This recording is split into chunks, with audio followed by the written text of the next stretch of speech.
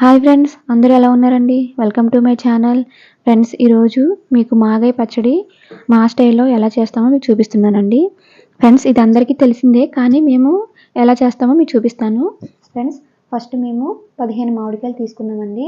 వాటిని శుభ్రంగా వాష్ చేసేసుకొని పైన పొట్టు తీసేసుకొని వాటిని ఇలాగా పొడుగ్గా కట్ చేసేసుకొని ఉదయం నుంచి సాయంత్రం వరకు ఎండబెట్టామండి. ఈ విధంగా ఫ్రెండ్స్, ఎండిన తర్వాత ఇలా ఉంటాయండి ముక్కలు. ఫ్రెండ్స్, మామిడికాయని మనం కట్ చేసేటప్పుడు ఎక్కడ తడి లేకోకుండా మనం మంచిగా ఎండబెట్టుకోవాలండి. ఎండబెట్టేసిన తర్వాత నేను చూపిస్తున్నానండి. ఇప్పుడు మాగాయ పచ్చడి కోసం మేము ఏం పదార్థాలు వేస్తామో అవి కూడా చూపిస్తాను ఫ్రెండ్స్. కారం అండి, తర్వాత 10 వరకు వెల్లుల్లి రెమ్మలు పైన పొట్టు చేసుకొని పక్కన పెట్టుకోవాలండి. అలాగే మెంతులు కొంచెం ఫ్రై చేసుకొని పొడి చేసుకోవాలి. అలాగే ఆవపిండి కూడా పొడి చేసుకొని